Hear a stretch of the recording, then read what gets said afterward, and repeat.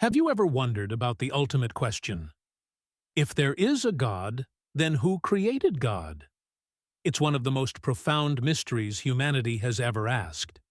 It's one of the most common questions about faith, yet the answer is often misunderstood. Imagine someone asks you this profound question: who created God? What would you say?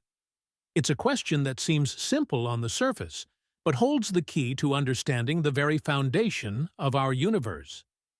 In this video, we'll explore this question using logic, science, and philosophy. Whether you're a person of faith or simply curious about the idea of a creator, this journey will leave you with a clearer understanding of this profound topic. We live in a universe governed by cause and effect.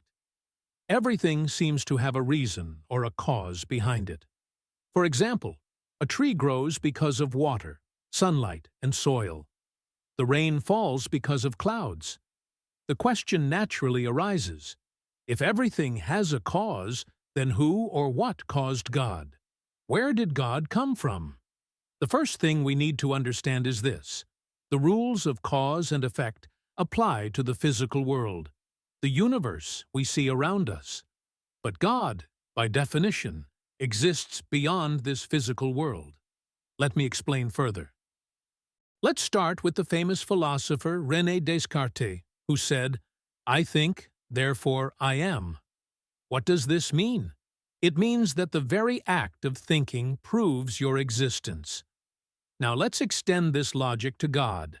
If I exist, if you exist, then something greater must also exist to explain us. That greater existence is what we call God. Humans are like a reflection of God, possessing divine qualities in a limited form. If we, as many creations, can exist, then the existence of an almighty creator becomes not just possible but necessary. Let's shift to science for a moment. Scientists tell us that the universe had a beginning, what we call the Big Bang. Before this event, there was nothing. No time, no space, no matter. The Big Bang raises a critical question: what caused it? Science cannot explain why the universe exists in the first place. It can only explain how it functions after it came into existence. This is where the concept of God comes in. God is not part of the universe.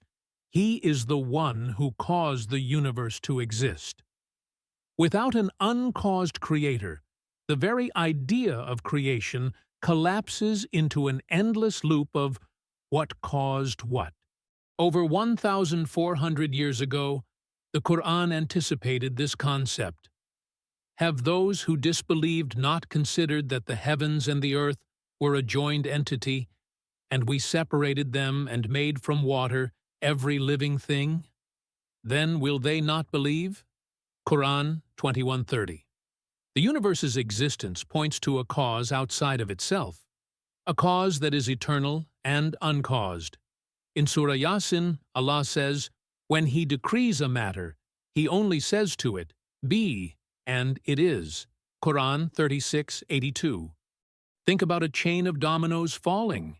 Each domino falls because the one before it pushed it. But what about the very first domino? Who pushed that? If we argue that every cause needs another cause, we end up in what's called infinite regression, an endless loop with no starting point. Without a first cause, nothing can exist. God is that first cause. He exists outside of time and space. He is uncreated and eternal, making him fundamentally different from everything else in the universe. Philosophers often describe God as a necessary being. What does this mean? It means God's existence is not dependent on anything else. He exists by himself, eternally and unchangingly. Here's an analogy. Think of everything in the universe as a light bulb. Each light bulb shines because it's connected to electricity. But electricity itself doesn't need a light bulb to exist. It is the source of power. God is like that ultimate source. He doesn't need anything to exist, but everything else depends on Him. Why the question is misguided. Let's think about the question itself. Who created God? This question assumes that God is bound by the same rules as the universe. But God is not part of the universe. He is its creator. Imagine an author writing a book. The characters in the story might wonder, who created the author? But the author exists outside the story. Similarly, God exists outside the rules of time, space, and causality that govern us. A universe with or without God. So, what's the real choice here? It's not between a universe with God and a universe without God. It's between a universe with God and no universe at all. When we reject the idea of an uncaused creator, we are left with no explanation for why the universe exists. But when we accept God's existence, everything begins to make sense. In the end, God is not just an answer to the question of creation. He is the foundation of existence itself, eternal, uncreated, and all-powerful. Thank you for joining us on this profound journey of understanding. Life's biggest questions often lead us to the most meaningful answers, and we hope today's discussion brought clarity and peace to your heart. If this video resonated with you, please like, share, and subscribe to help others uncover these truths as well. Let's keep exploring, learning, and connecting together.